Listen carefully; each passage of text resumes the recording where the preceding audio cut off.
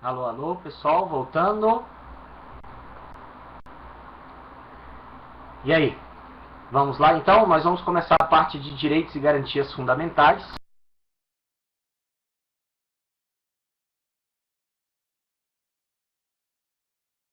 Tá? A FCC não é de cobrar muito teoria sobre esse tema, mas de vez ou em quando tem uma questãozinha sobre teoria dos direitos fundamentais. Então, vamos lá? Olha só, eu vou dividir aqui como 2.1.1 a parte de teoria dos direitos fundamentais. Teoria dos direitos. Para a FCC, pessoal, basicamente a gente tem que saber que os direitos fundamentais eles têm algumas características. A primeira característica que eu colocaria é que os direitos fundamentais eles são regidos pelo fator histórico, é a historicidade dos direitos fundamentais.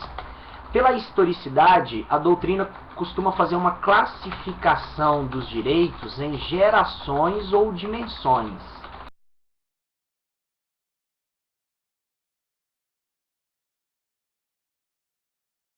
Vocês vão ver aqui algumas questõezinhas sobre o tema. Como eu disse, a FCC não é tanto de cobrar sobre isso, mas tem uma outra questão que vai ter essa temática. Também podemos colocar aqui que a primeira geração de direitos, ela trouxe como uma consequência negativa a possibilidade de exploração dos mais favorecidos, né, da burguesia que ascende ao poder ali, aqueles que têm poder econômico, eles passam a explorar aqueles que são considerados proletários, que são considerados trabalhadores. Então, esse excesso de liberdade com um Estado formal, com um Estado mais abstenteísta, né, não atuante, omisso, vai gerar a ideia de que quanto menos o Estado intervir, melhor, e portanto a burguesia, desculpa a expressão, mas lasca mesmo os proletários para explorar. A ideia básica era quanto mais lucro, melhor. E não tinha que se respeitar direitos trabalhistas, porque não existiam direitos trabalhistas. Então, isso foi tão exagerado, essa primeira geração, na previsão de direitos, que houve conflitos de classe para surgir dali o que a gente denominaria de segunda geração. A, B ou C? O D ou E? Gente, gabarito correto, letra C. Gabarito correto, letra C. O examinador foi maldoso porque ele tirou o principal direito de segunda geração, que é o direito social. Mas ele colocou os outros dois, ó, econômicos e culturais. Vejam que econômicos e culturais, eu vou sublinhar aqui também no nosso, ó.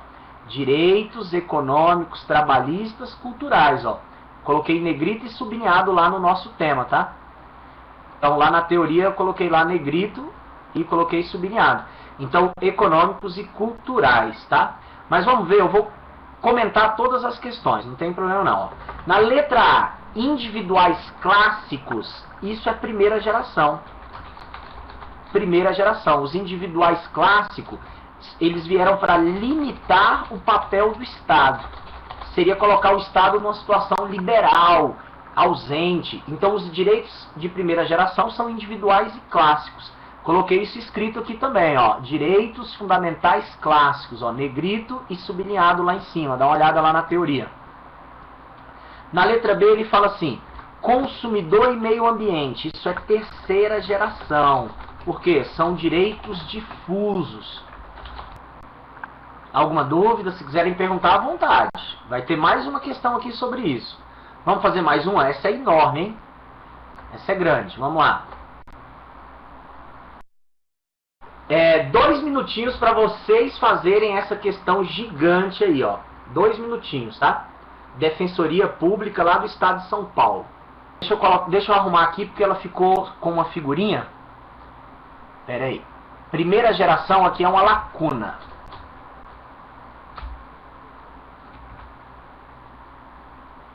Aí depois segunda geração é uma lacuna. Você vai preencher as lacunas lá nas alternativas. Ai, meu Deus do céu. Então vamos lá. Gente, gabarito letra E, muito bem. Vamos ler a questão? Vai acompanhando aí comigo, ó. O direito à integridade do meio ambiente, típico direito de terceira geração, constitui uma prerrogativa jurídica de titularidade coletiva, refletindo dentro do processo de afirmação dos direitos humanos a expressão significativa de um poder atribuído não ao indivíduo identificado em sua singularidade, mas no sentido verdadeiramente mais abrangente, a própria coletividade social.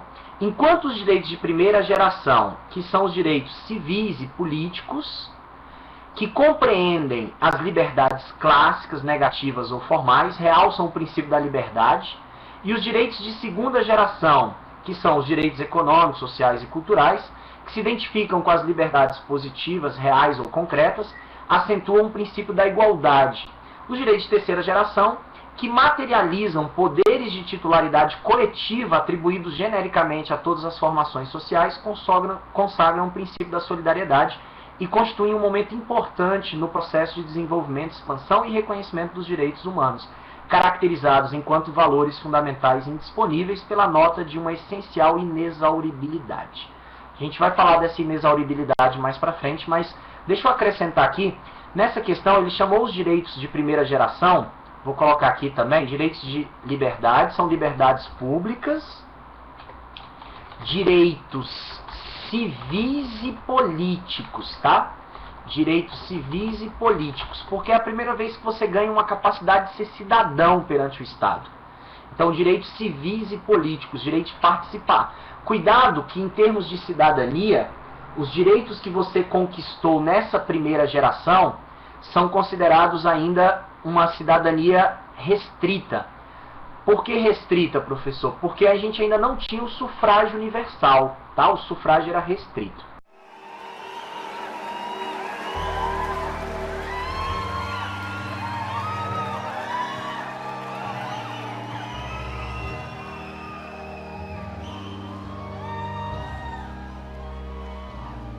When you try your best but you don't succeed,